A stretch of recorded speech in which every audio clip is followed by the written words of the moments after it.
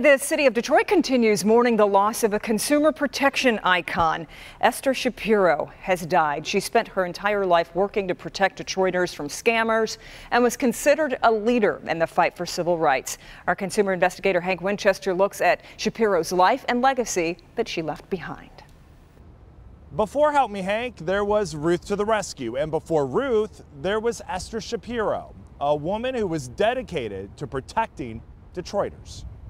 Today, we here at Local 4 and in the city mourn the loss of Esther Shapiro, a consumer rights advocate who used her voice and her knowledge to keep consumers in the city one step ahead of the scammers.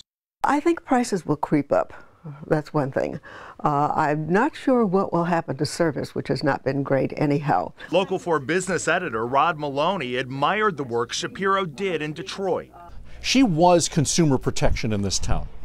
Shapiro was the first director of Detroit's Consumer Affairs Department. She worked with local and national leaders to bring about change. Her reports on TV, radio, and in the newspaper helped countless people. She was really, really well versed. In her 80s, even into her 90s, this woman knew every scam, knew how to protect people against every scam, and was there for Detroiters to try and help them out in this situation. Shapiro was inducted into the Women's Michigan Hall of Fame in 2015 and was acknowledged for the work she has done fighting for voting and civil rights here in Detroit.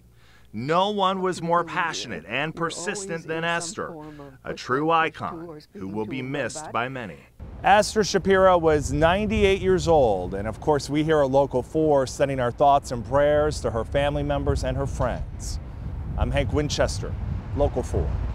Hank, and as you said, she's helped so many people right here in Detroit, and right now her funeral arrangements are pending.